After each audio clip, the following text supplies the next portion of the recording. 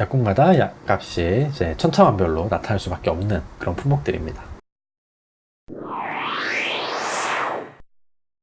클릭해 주셔서 감사합니다. 정세훈 약사입니다.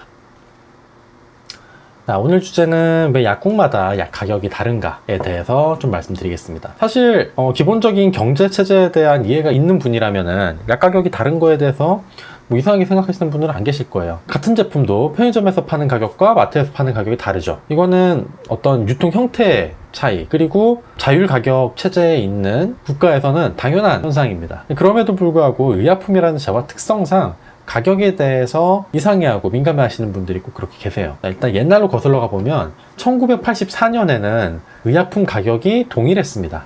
약국에서 어디를 가도 같은 가격의 의약품을 할 수 있었는데요. 이거를 이제 표준 소매 가격제라고 이야기를 해요.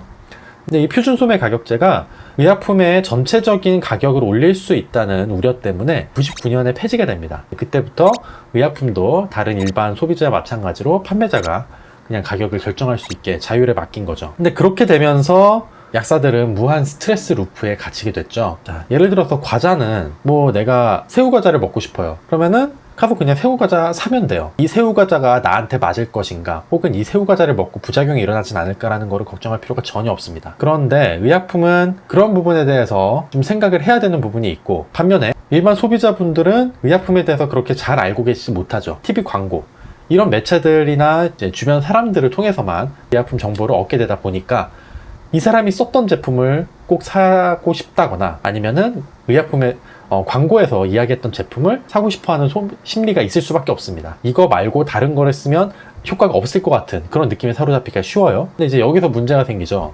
약국마다의 가격이 다른 거예요. 그래서 A 약국에서 이 제품을 산 경험이 있는 사람이 B 약국에서 같은 제품을 사러 갔는데 가격이 더 비싸요. 그럼 이제 얘기를 하는 겁니다. 아니, 저기서는 얼마 했었는데 여기서는 얼마 하냐. 이거를 사실 얘기를 할 필요가 없는데 얘기를 하시는 분들이 그렇게 많으세요. 그냥 얘기하는 수준뿐만이 아니라 화를 내시는 분들도 계십니다. 이런 식으로 가격 차이 때문에 여전히 가격 시비는 발생을 하게 되는 거죠.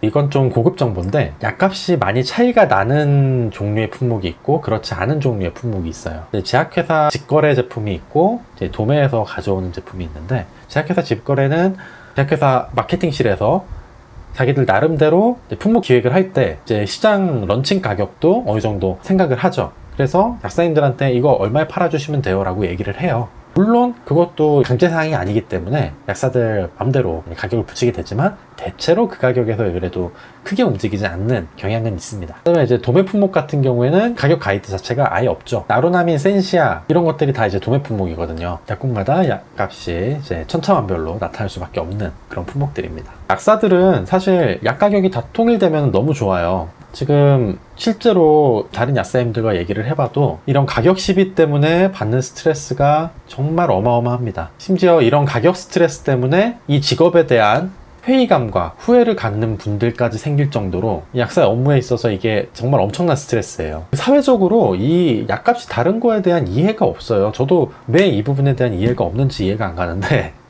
주기적으로 약 가격이 뭐 천태만별이다, 서로 너무 다르다, 이런 기사가 나오는데 나올 필요가 없는 거거든요. 우리도 같았으면 좋겠어요. 실제로 많은 약사들이 전체 정찰제는 아니더라도 유명 품목에 대한 부분 정찰제라도 좀 했으면 좋겠다, 이런 이야기를 상당히 많이 하시거든요. 물론 이제 그런 일은 생기지 않겠죠. 지금 휴대폰 단톡법 시행하면서 얼마나 욕을 많이 먹고 있습니까? 어차피 정찰제가 부활을 할 게 아니라면 최소한 사회적으로 이렇게 약값이 다를 수 있다는 거를 정확히 이해하는 그런 분위기라도 좀 됐으면 좋겠습니다. 약값이 차이가 나서 비싸서 내 맘에 안 들면 그냥 거기서 구매 안 하시면 돼요. 혹은 좀 저렴하게 되나요? 라고 묻는 것까지는 괜찮습니다. 그 외에 말씀은 부디 안 해주셨으면 정말 감사할 것 같아요. 자, 그래서 오늘의 결론은 약국마다 약값이 다른 건 점포마다 아이스크림 과자값이 다른 것과 마찬가지다.